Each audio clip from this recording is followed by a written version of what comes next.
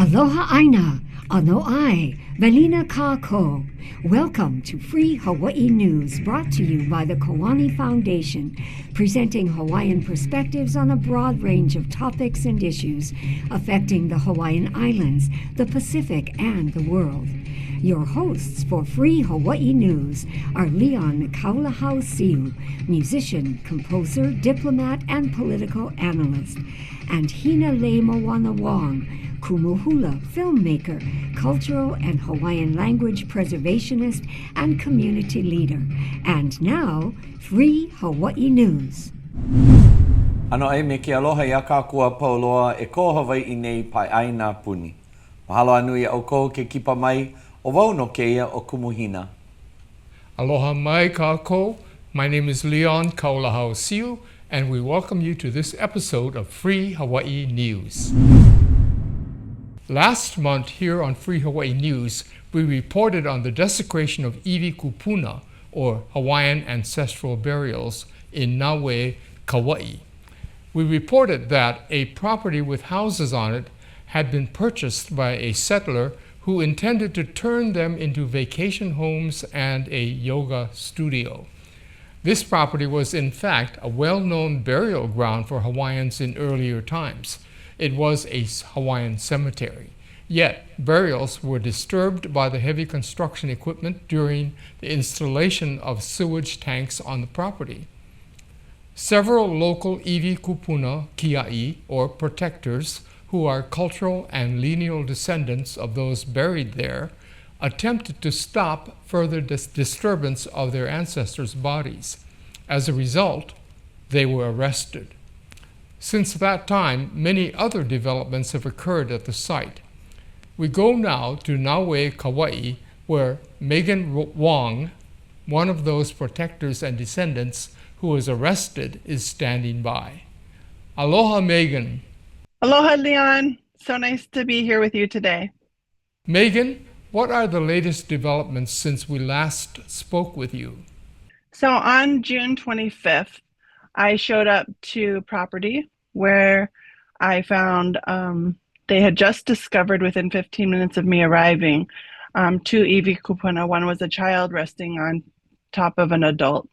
About 20 feet away, they started to dig another tank hole where they discovered 3 more iwi kupuna that day. The TMK owner of the property currently, his name is Chris Aragwan.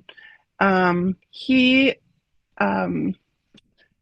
is the owner, and I feel that it's similar to the Joe Brescia case, as this happened 20 years ago, though it feels like so recently. My daughter had just been about 5 years old back then, and it's been really sad for me thinking, how have we not learned anything 20 years later from the same events, as Naue is known for a burial ground. Have any more additional bodies been disturbed? Descendants were notified and trusted that a pono process was going to be in place. They trusted that we were there, and we were going to help to see that through. We continue to collaborate with the state agencies and hope that we can find some kind of pono way forward for these iwi kupuna to be put to rest. The developers made several promises to you regarding protecting the iwi kupuna that had been dug up. Can you tell us what those promises were and how many of them were kept by the developer? As of October 2024, there were 3 weeks where a group of descendants, including myself, were protecting further desecration of this graveyard and had been arrested. After the arrest, the agencies like SHPD, Department of Health, OHA, and others came together, and we had a meeting on November 4th. After the November 4th meeting, Department of Health released their stop work order and passed it on to SHPD, the State Historic Preservation Department. So on November 12th was a second letter sent to the owner, and his lawyers from SHPD, asking them to stop all work until such things were done. And in that was a requirement outline that asked them to sift both leach fields, both tank holes that had already been tanks cemented in, and that we would find a discussion to find a better way forward. So there was a detailed list. That was ignored on November 12th, and about November 25th, work began, and they dumped some gravel into the, leach field 1, and they piped that leach field and then covered it. After that had happened, SHPD allowed their culture monitor and sifting to begin. So sifting has been done and completed at the site where more fragments have been found, and all piping has been piped from the house to the septic tanks and leach fields, and we are standing by to see if there will be any consequences for this movement forward and not following the letter of November 12th. What is happening to the bones that have been dug up? Initially, when you hit iwi kupuna, you are to call KPD or Kauai Police Department. They will come out and assist in deciding that this is a graveyard that's more than 50 years old or not. If that is decided, then they call SHPD, which is State Historic Preservation Department, their archaeologist. That archaeologist will then come out and decide if these iwi kupuna are of 50 years or more, and it would be their jurisdiction.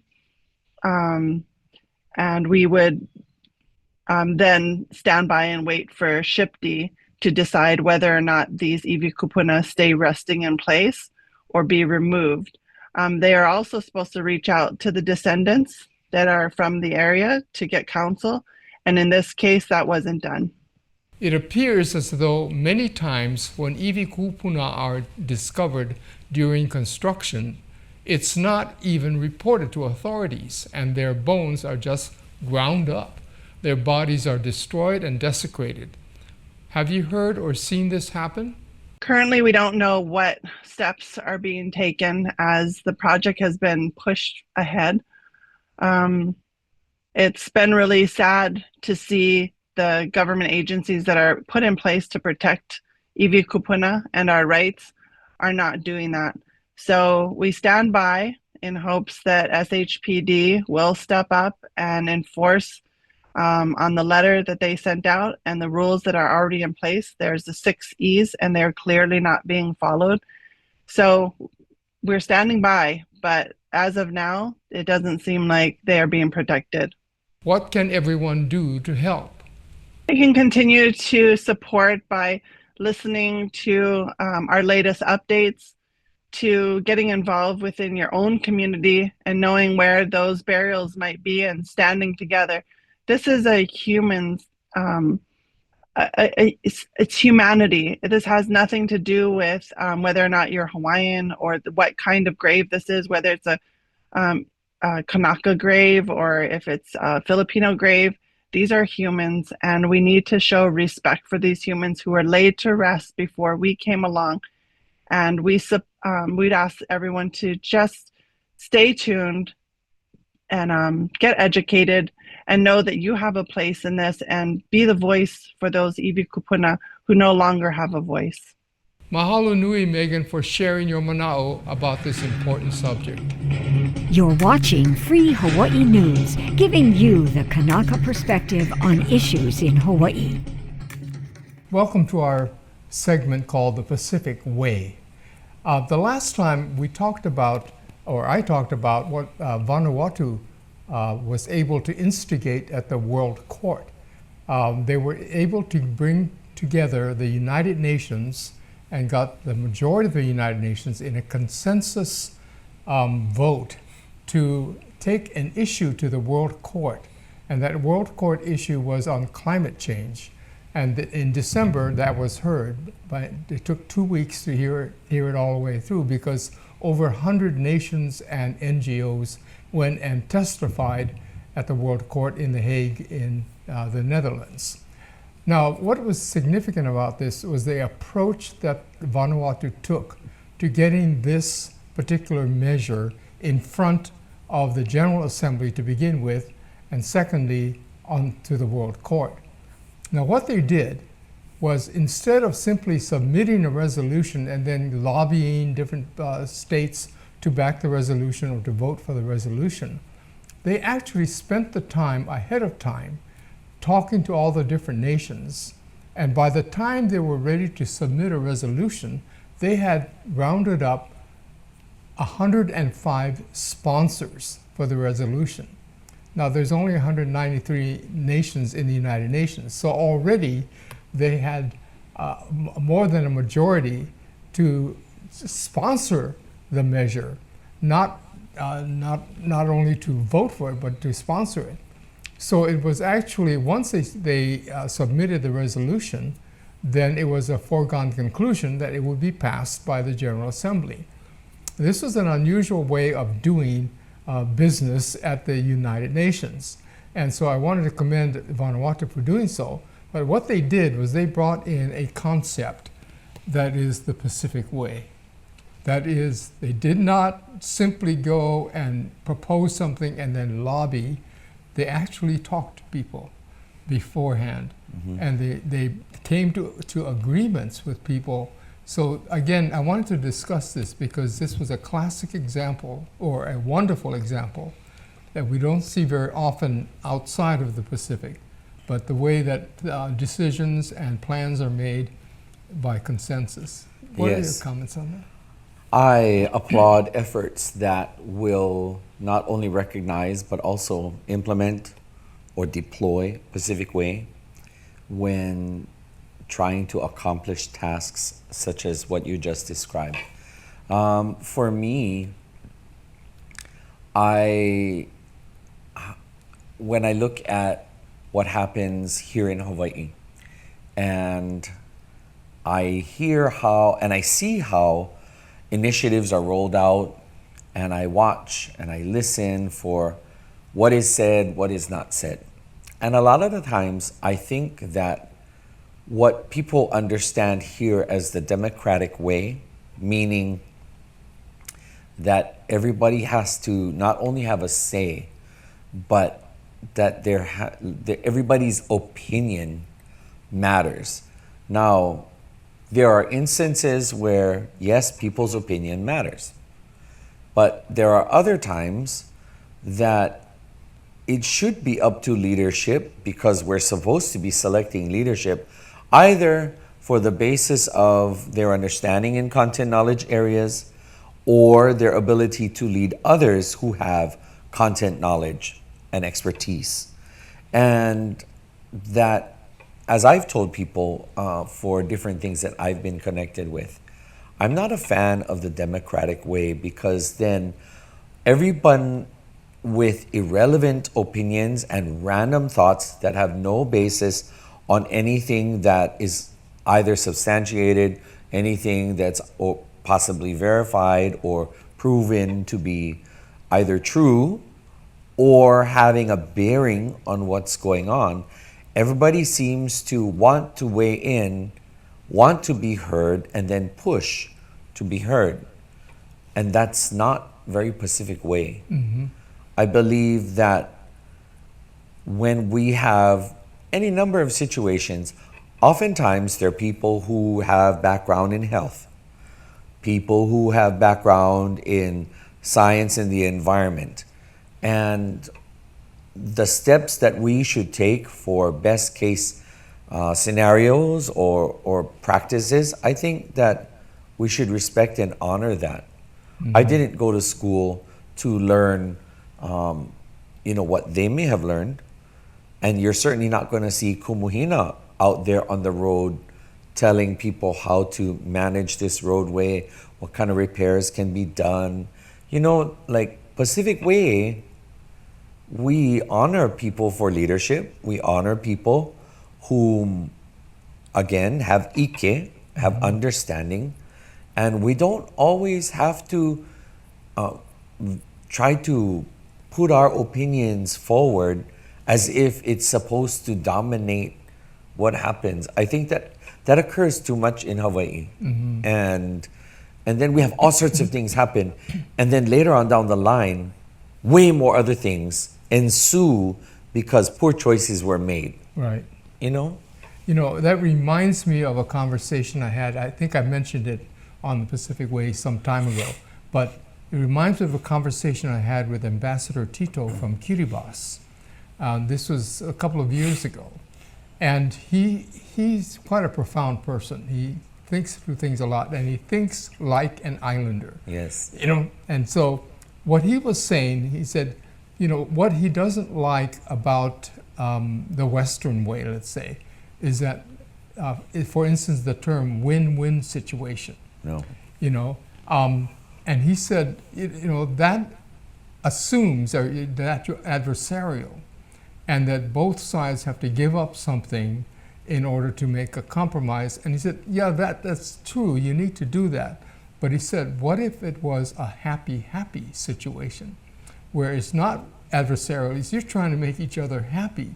You're trying to make, you know, basically serve the other person or accommodate the other person, not because you want to win, but because you want both sides to be happy.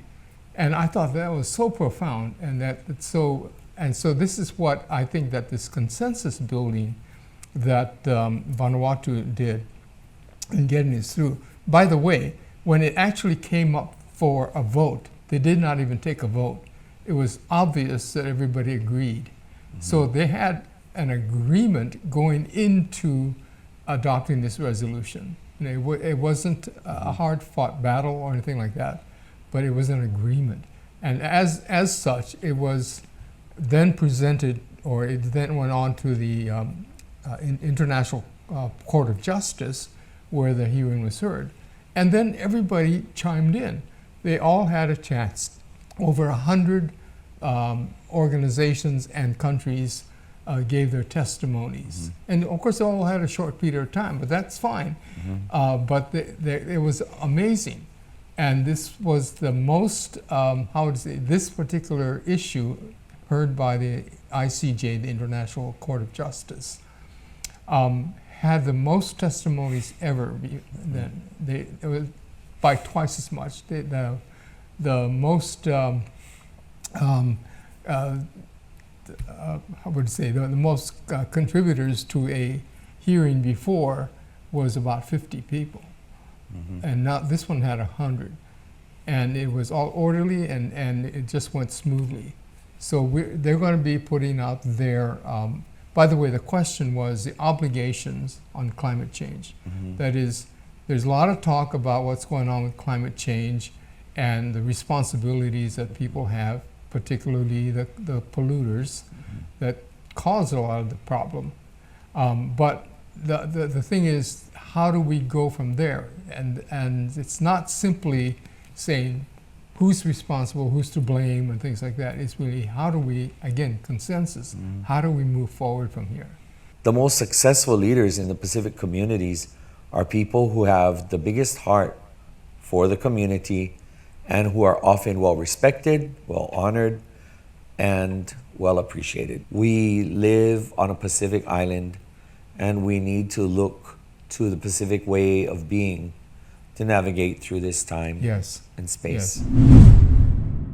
After the devastating Maui fires in 2023, Lahaina residents focused on how to keep Lahaina lands in Lahaina hands.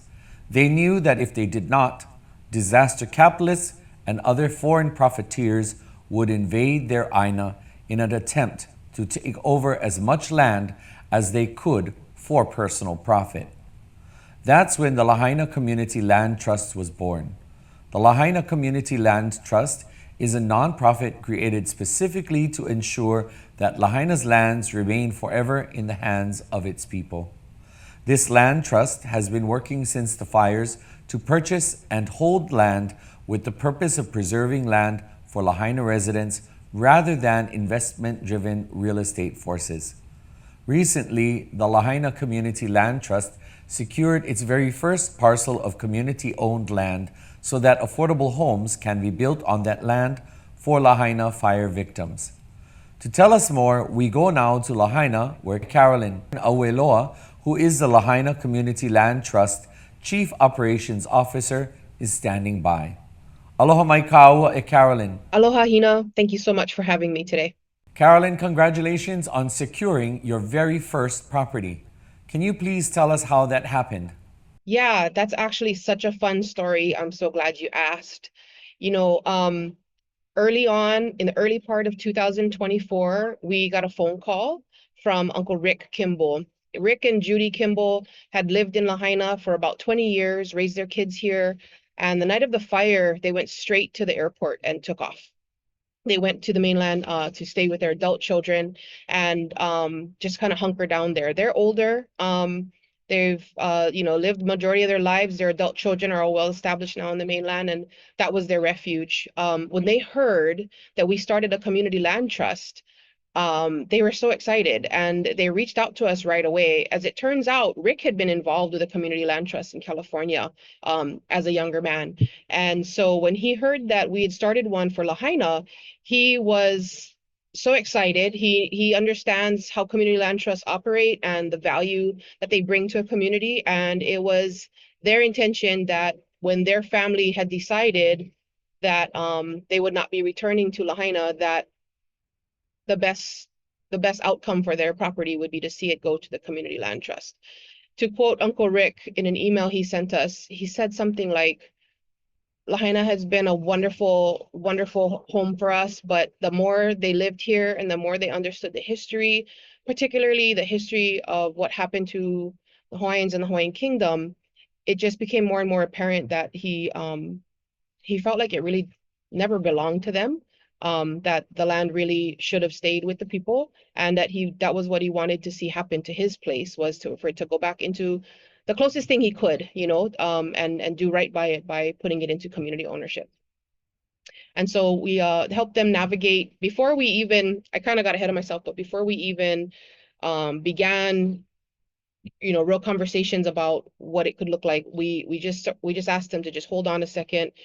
Post disaster, people are often still in a adrenaline kind of fueled place of mind, and so we wanted to just kind of take our time. We helped them get in touch with the Army Corps of Engineers and everybody for a right of entry so their property could get properly cleaned, and put them in touch with all kinds of other resources just to give them plenty of space from which to consider their options and make a good decision. But they never wavered. They already knew what they wanted to do. And over the course of several months, we just grew this relationship, and we had tons of conversations. And at the end of it all, they still were very committed and determined that this is what they wanted for their property. And we're so, so grateful for their ability to see this vision and their support. Explain to us what a land trust is and how it functions. Great question.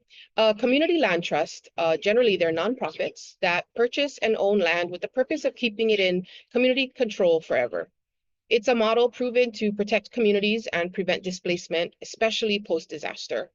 The Lahaina Community Land Trust, we were created in order to protect land for three purposes in Lahaina: open space, affordable housing, and commercial space for local businesses, especially value-based businesses.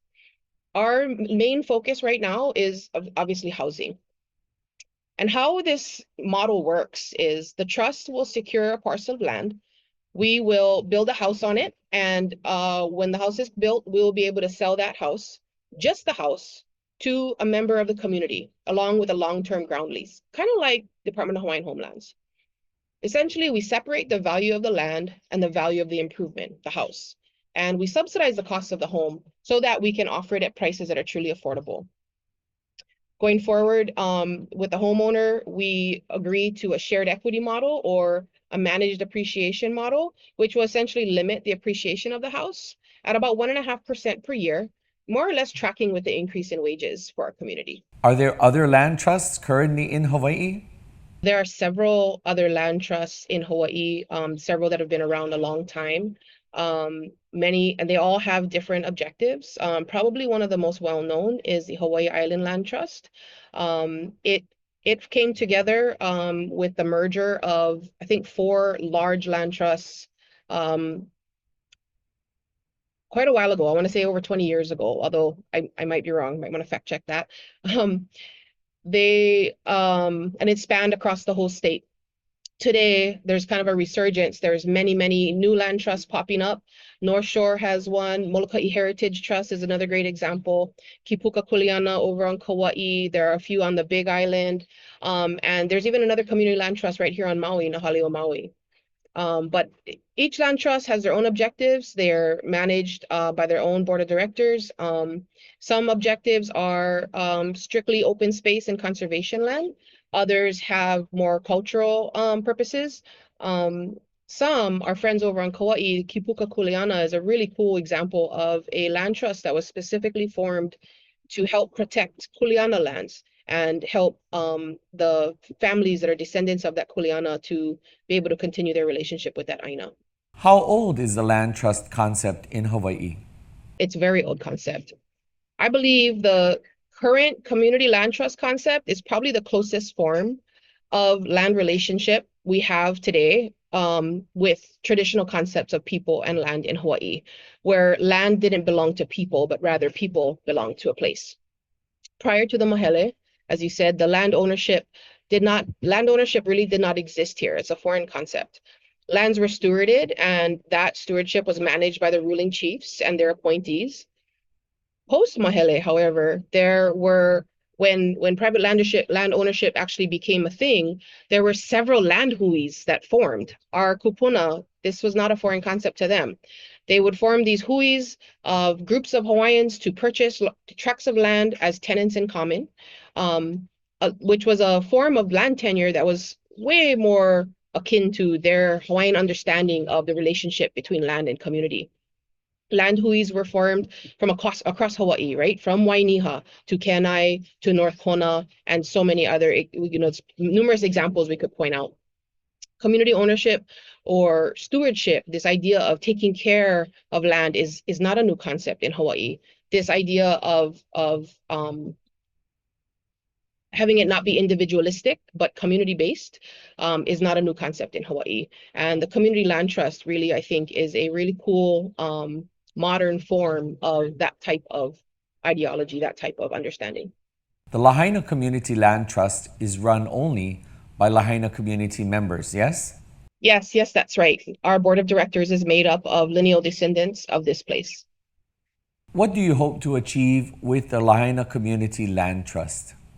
The Lahaina Community Land Trust, we will provide a safe harbor for our community. Our goal is to protect the land and the people, really provide a shelter from the pressures of capitalism and gentrification.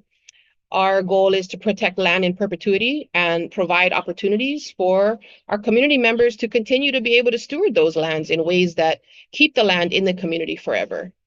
The Lahaina Community Land Trust will act as a steward of the land, yes? How is that different from being a landowner? The difference between stewardship and ownership is relationship. Stewardship kind of carries a sense of accountability to the land, to its people, to a set of values, to the future. Ownership is more of a legal term. To me, it's more transactional. It's something that's more dictated by the dollar. So ownership and stewardship, to me, are pretty different concepts, particularly for the Hawaiian frame of mind. Please, if you could explain to us how permanently affordable housing can be built on the lands that you acquire. Permanent affordability, this goes back to the shared equity model that I briefly mentioned earlier.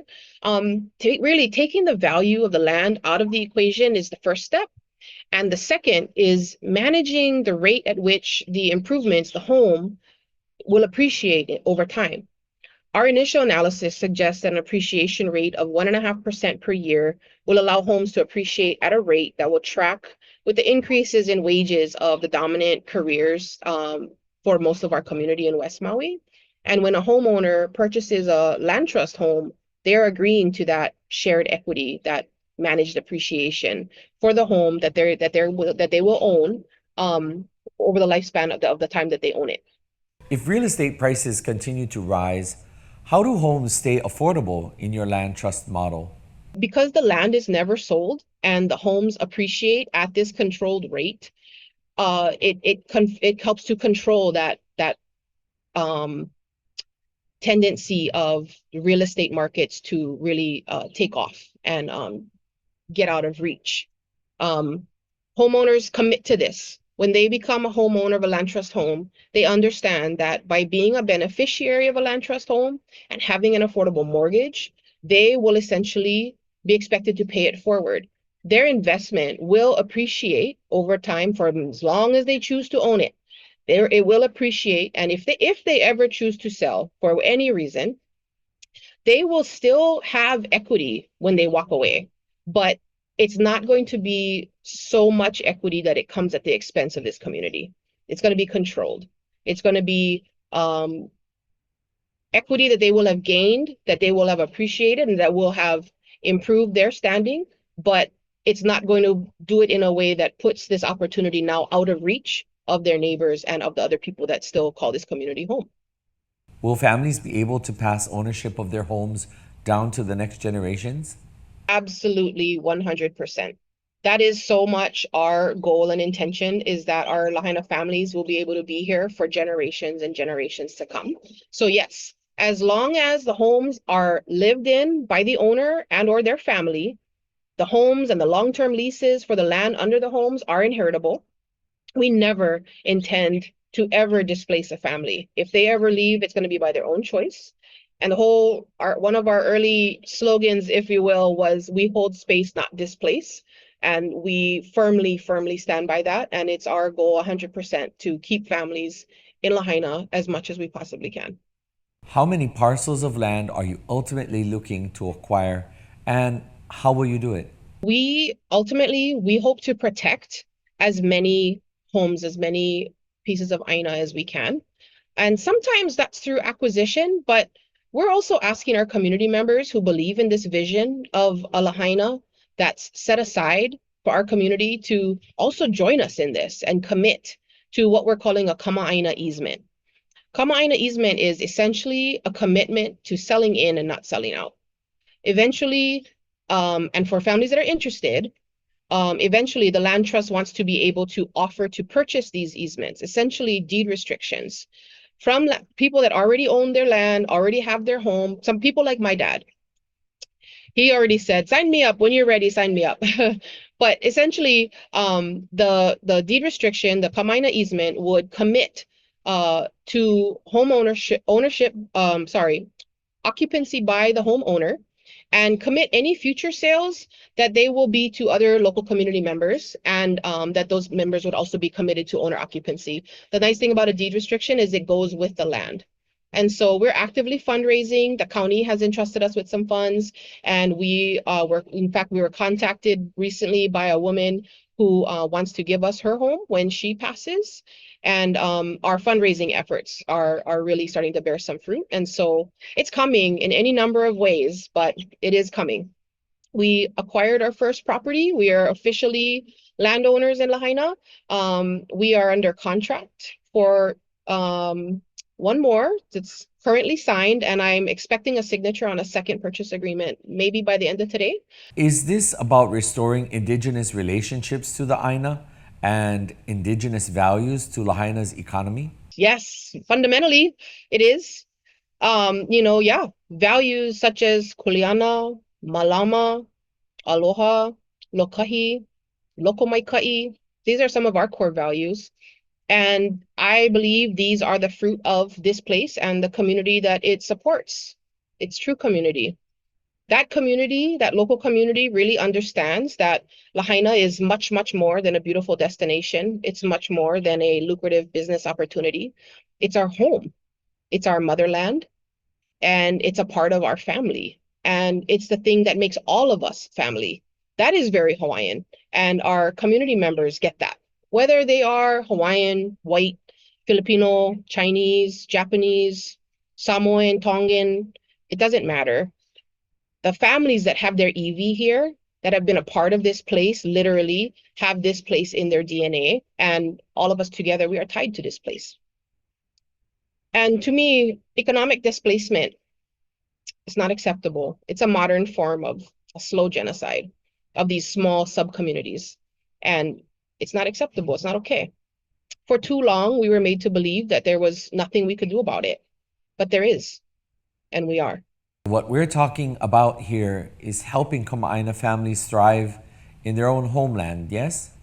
Yes, 100%. Our Kama'aina are quickly becoming endangered species. We are losing our local families way too much. Essentially, our habitat's being destroyed, right, by economic pressures. And we are committed to working to restore it and to make sure that our population can rebound and we can have a solid, vibrant future here. So yes, it's 100% about helping our Kama'aina families thrive in their homeland, and that it would be a place that will thrive for generations to come. How can someone help support the Lahaina Community Land Trust and its growth? People are helping in so many ways. It's really overwhelming and it's so awesome. Like this, helping us get our message out is hugely helpful. So thank you so much again for having me. And it's no secret, you know, we need resources to do this. What we're trying to build is really big. And we're gonna need the big alo face stones, and we're gonna need the small haka haka filler stones. It's all important. We so appreciate the big funders that have stepped up in big ways to kako'o this work. And the people from literally around the world who are showing their aloha for this place by helping us build this, by giving as much as they can financially. We so appreciate it. But really, you know, if I'm honest, what really fills my sails the most is the local families that support us. The local family that gives faithfully every month, even with everything else that's going on, you know, the struggle that's so real about trying to live here. They still give.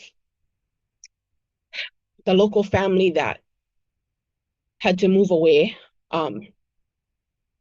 had to relocate from Lahaina to California some years ago, and they have given faithfully and meaningfully every month since we formed. Once we set up a donation link, because they believe in what we're doing. That's where it's at for me. We learned recently about some ladies at the Hyatt front desk who are telling their visitors about us. That's huge. We received a donation from one of them because of them. We've got our ambassadors out there and we appreciate them. The artists that are holding benefit concerts and events to raise awareness for this cause and sharing the proceeds with us. We're overwhelmed. We have a couple stores that are featuring special items whose proceeds will benefit us. We appreciate that. And everybody that stands up for us and defends us on social media, when those trolls that would love to see us fail start to try to sling mud and make false accusations about us, yeah, we see you. And we appreciate you speaking up and defending us with the truth. And then there's the people that are partnering with us to make this happen, right? Like our first partners, the Kimballs. They see the value of this work and, you know, they could have sought an offshore investor to buy their property, but they didn't. They called us and the two new families that we're under contract with. We are their choice. They're choosing this path for the Aina that they hold and for the future for this community.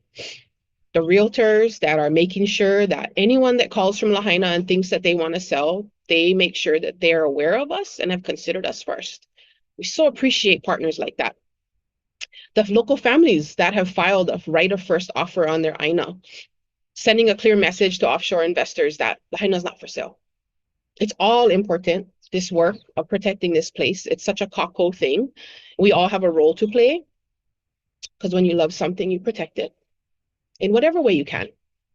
And so for everyone that has stood by us, contributed to this, helped us in some way, shape, or form, I sincerely mahalo you and invite you, if you haven't yet, to join us in this. It may seem insurmountable, but we're doing it. We didn't exist when the fire came through, but I like to think that we're one of the beautiful things that are growing out of this tragedy, and that this will be a major hulihia moment and a new direction for our community and its future. No laila mahalo anui ya oi Carolyn, mahalo anui ka aua mo ana ke kuleana nui, mai kera au au ma Lahaina, ke aloha nui no ya oi aloha. In 1945, after World War II ended, the United Nations was formed with two lofty goals to reform the world. One, to settle international disputes through peaceful means, no more wars, and two, to decolonize the world. At that time, 75% of the nations of the world were under colonial rule by about 8 colonial countries. Thus, the UN adopted decolonization as one of its major objectives. In 1946, the General Assembly created a list of non-self-governing territories and a mechanism to assist colonial and occupied nations to freely choose their future form of governance. About 100 colonies and possessions were placed on that United Nations list of territories, nations to be decolonized. Hawaii was on that list. In 2014, I helped to organize a group of independence advocates from Hawaii, Alaska, Canada and America First Nations, West Papua, Maluku, Rapa Nui, Kashmir, Mapuche, and other captive peoples and nations that have been denied a path for decolonization under the UN system. The organization, called the Decolonization Alliance, was based in New York. For several years, we held dialogues and interacted with members of the UN regarding the problem of our nations being excluded from accessing UN mechanisms for decolonization. Unfortunately, the Decolonization Alliance has been in hiatus since the COVID lockdowns. However, in our discussions, we realized that there is no avenue for decolonization because the UN itself has become a barrier. It has reduced its sacred mandate for decolonization to declarations and platitudes. The UN system itself is broken, and it needs to be fixed before the UN decolonization mechanisms can be accessed. Thus, for the past 2 years, I have been working on organizing a broad effort to reform the UN's decolonization process so that it can serve the needs of those peoples and nations that are not on the existing closed list of 17 territories to be decolonized. To do so, we have formed the Working Group on Decolonization. It is a subcommittee of the 600-member Conference of Non-Governmental Organizations, CONGO for short. The Working Group on Decolonization will be launched in New York during the first quarter of 2025. For us in Hawaii who have been under captivity because of a botched UN decolonization process, this will provide an internationally protected path to peacefully assert and reinstate our independence. That's my report for today. Aloha aina. Next on Free Hawaii News, Kumu Hina's Mana'o.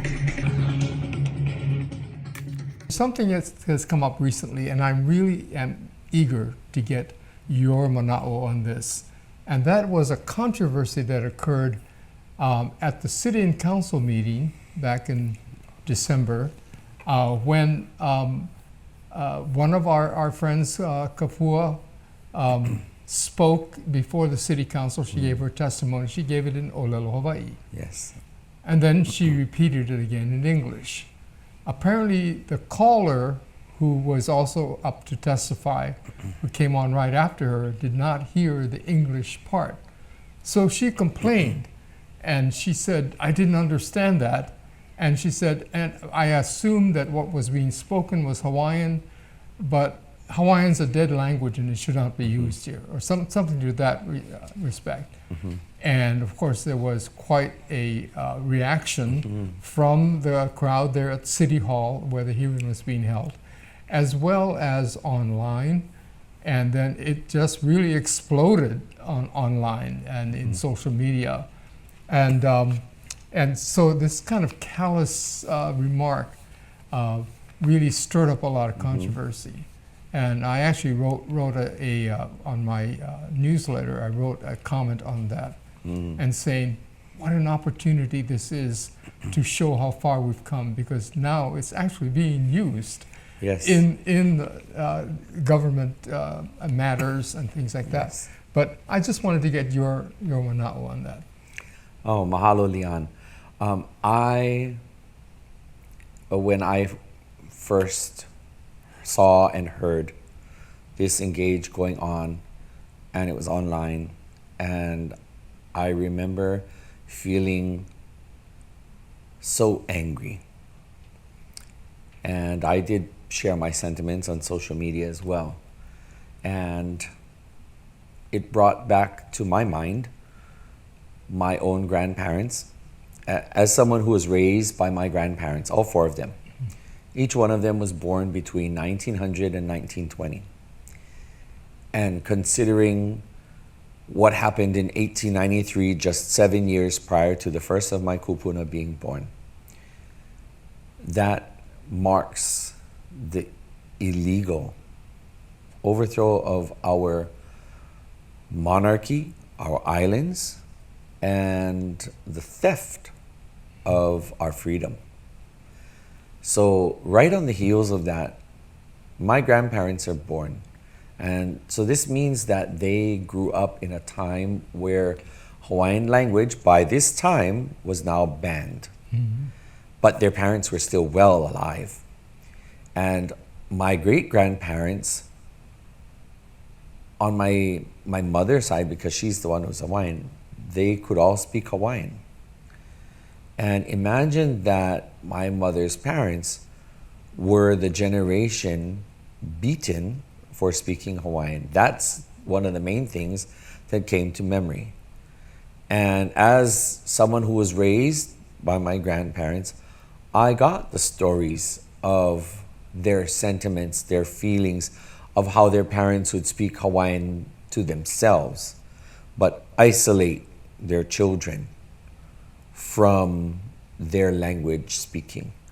They did this because they thought that in order to get ahead, imagine that you were required to buy in to a reality where it's okay for your parents to speak a language that contains so much knowledge, and that your parents felt that they had to prevent you from acquiring this knowledge because somehow you were going to be stronger and better for it by learning the English language, when in fact that act in and of itself served to be one of the greatest detriments that our people have ever experienced.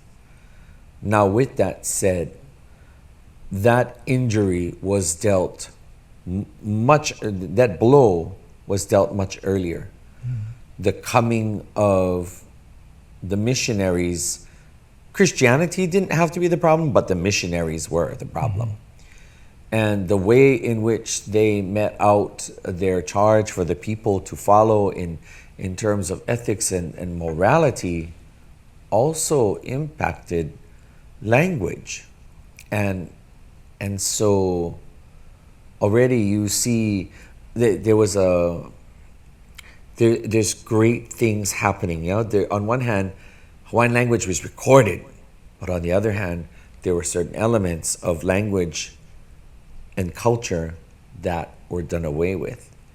Now, after the banning of language, we see for the next 78 years that our people struggle, and at least 2 or 3 generations now are stripped of, they're robbed of the opportunity to have an identity. So that woman who called into city council really served to bring all of these points of history to surface, depending on which one of us in the community is listening and responding.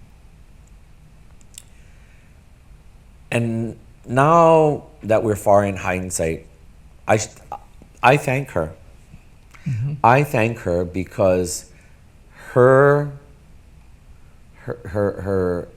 rude, very American manner. I mean, she represents the best of that kind of American entitlement and superiority that is not exclusive to her. It's not exclusive to the political party associations that she's connected to. It falls on both sides often. It gets demonstrated in different ways. But that represents just the epitome of American kind of disdain for other languages and superiority, especially when it comes to ethnicity. And so I thank that woman.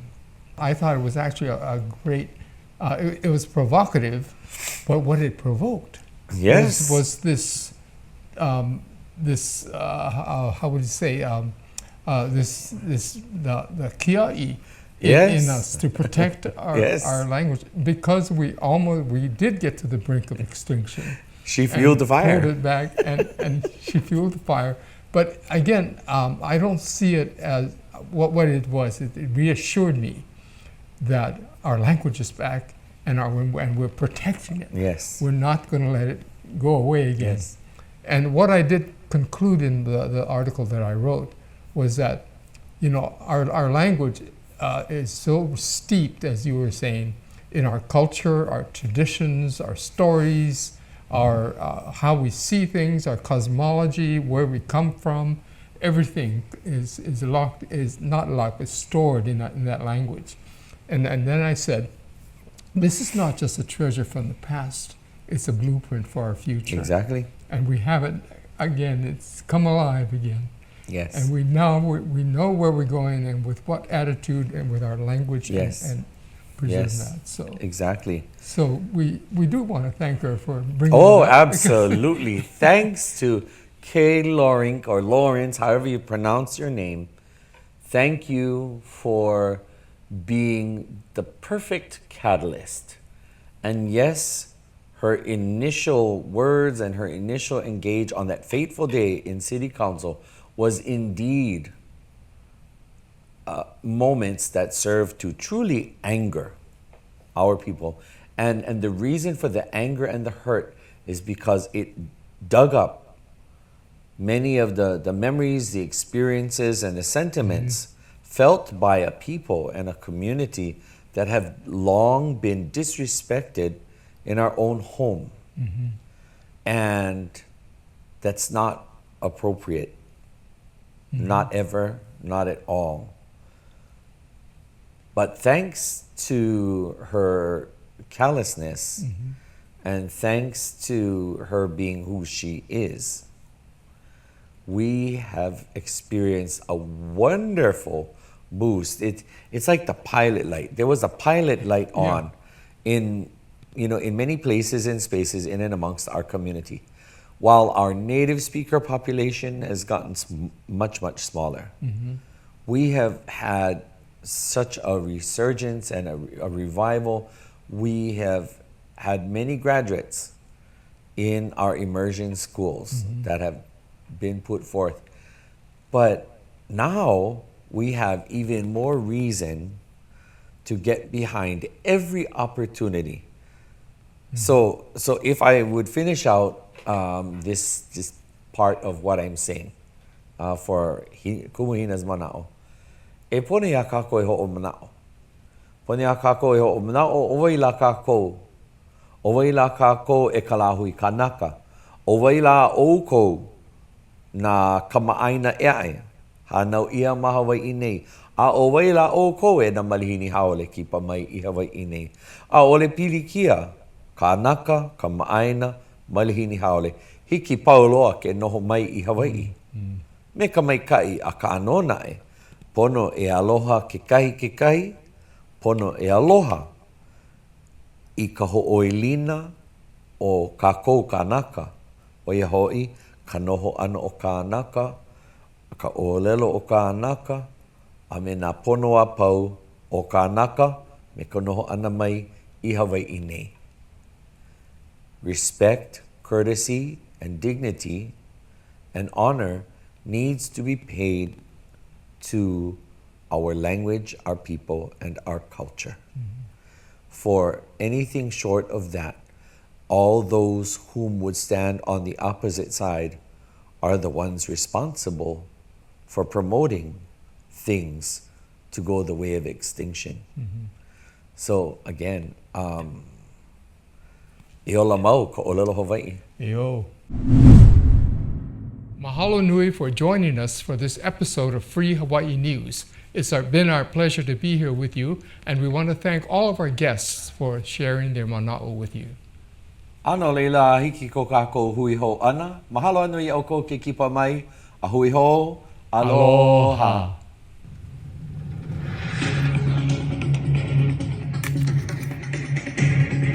We hope you enjoyed this month's episode of Free Hawaii News. Mahalo for watching.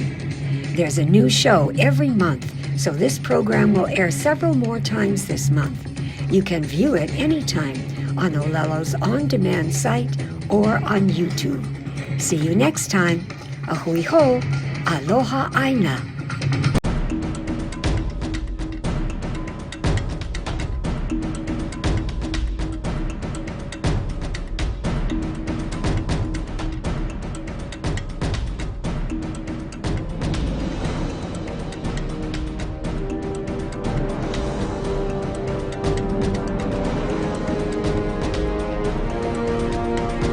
The Free Hawaii Broadcasting Network.